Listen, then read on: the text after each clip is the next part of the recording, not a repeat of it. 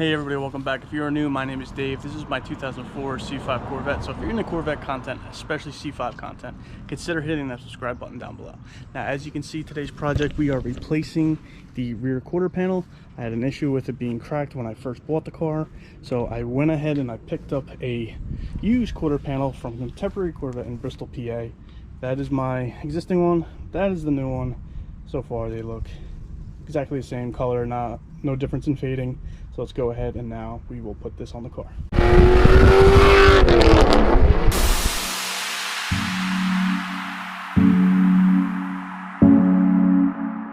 Now the reason for replacing this quarter panel is because when I bought the car, it was originally cracked right here. So I went to the body shop, got an estimate. They wanted a little over $1,000 just to patch that up and blend that into the bumper and all that. So instead I went to Contemporary Corvette in Bristol, PA, picked up a quarter panel, obviously same color, and it was $90 for the quarter panel. So the tools you're gonna need for this project are pretty common. Your choice of ratchet: 10mm, 7mm, 7/16, 5/16, and a T15.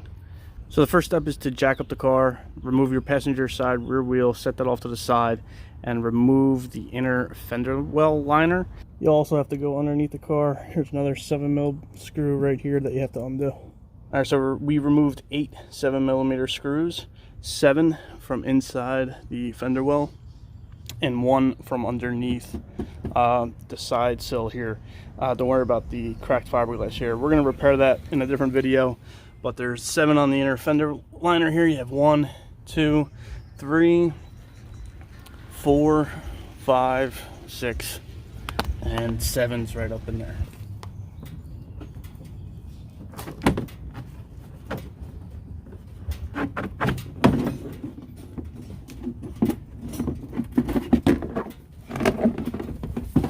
Alright, so now with the inner fender liner removed from the car, there are 4 10mm bolts that are holding in the rest of the quarter panel into the rear bumper. So we're going to get these 4 out of here first. Again, these are 10mm. Kind of hard to get to, so I'm not going to include that in the video, but there are 4 that we need to get to immediately. And you get to those from inside the fender well here. Alright, so I removed those 2 10mm nuts there, or bolts there, and actually these 2 that were up there, one up there and one right in here, those were nuts. So once we try to remove the quarter panel, we're going to have to pull this forward just to clear those studs there. But we'll get to that now. From here, you can undo your side marker if you want. All you have to do is just turn that, leave that dangle there. And now we have to get into taking just the rear all the way to the outside light here. So get into doing that. That's just 2 T15 screws that hold that in, and we can take that off. So now with the rear tail light removed, there are 2 7mm bolts again that are in here. I can't see anything. There's one right here. One right here by my finger, and then there's another one right up in here. Hopefully you can see that, and I'm not blocking it, but right there. So just get into removing those 2, and then we can move on to the next step. Alright guys, I actually misspoke. Those 2 bolts in there were 5/16, not 7mm. But after we do that, now we have to remove these 1, 2, 3, 4. There's 5 T15 screws up on the top rail here. So let's get into removing those 5 T15s. So now with those 5 T15s removed, go ahead, open up your door, and you will find 3 more T15s here. 1, 2, and 3. So once you undo those 3, then your quarter panel is ready to come out. The only difference between the passenger side and the driver's side is obviously you have your gas cap, and there's a bunch of screws in here that you need to take out in order to take your filler door off and undo all the bolts in here that hold the quarter panel to the car. As you can see, the front of the quarter panel is easy to take off. The rear part, like I said, those 2 studs, you just have to work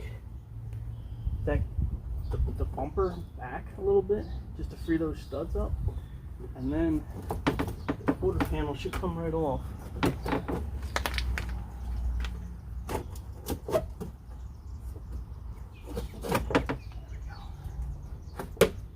go.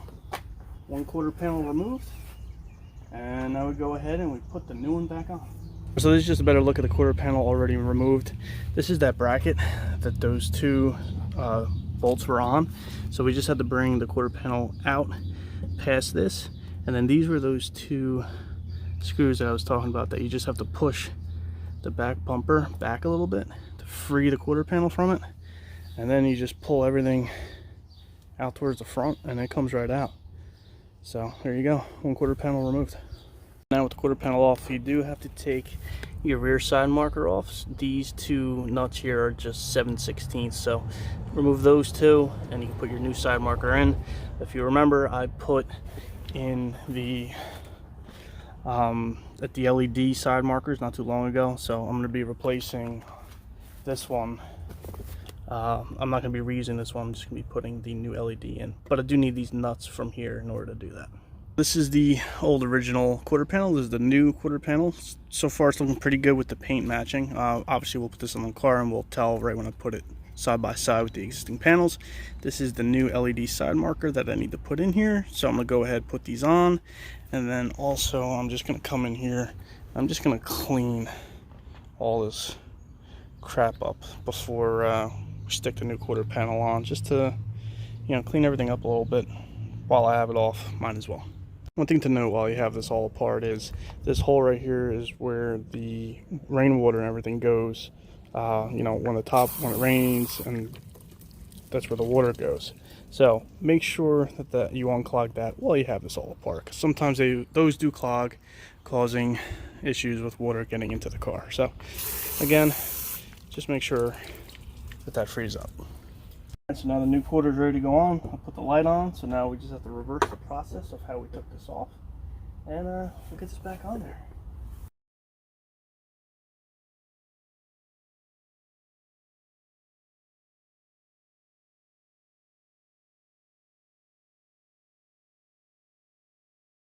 So that's it for a little bit of a test fit. Again, it's pretty simple. Like I said, it's just 5 T15s up top, 3 T15s here. Remember, you had the 2 screws back here that you reached from in here, and then the 4 10 mil, well, 2 screws and 2 10 mil bolt nuts right around here. So I'll get to putting all those back in and I'll bring it back. Alright, so now all the screws are on here. They're not all the way tightened down. I did have to kind of like work these 2 panels here to get this fitment right. Because as you know, if you have a C5, these 2 panels kiss the whole way down. Initially when I was doing this, I did kind of like tighten everything up here, thinking, oh, you know, it'll be fine. But there's a huge gap here. So loosened everything back up again. Was able to get this fitment perfect, just exactly the way it was from the factory. Now I'll go ahead and I'll tighten everything down.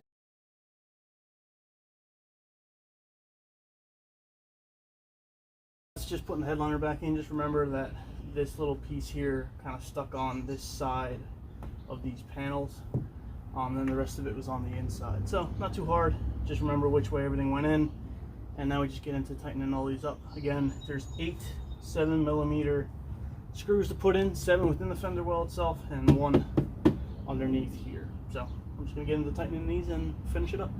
Alright, so that's going to do it for replacing the quarter panel on a C5 Corvette. A lot of these panels are just screwed in exactly how this quarter panel was.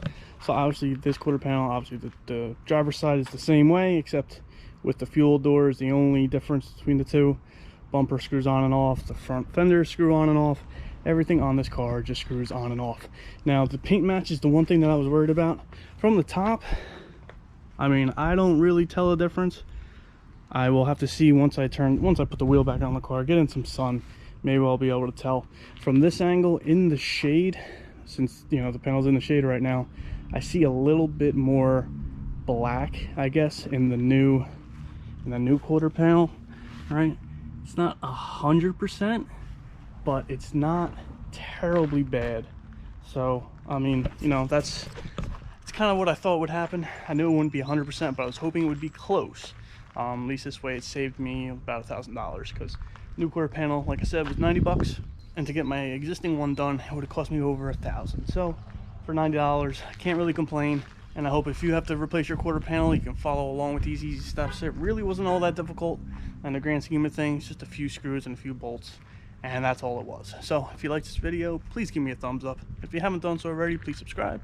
Thank you and have a great day.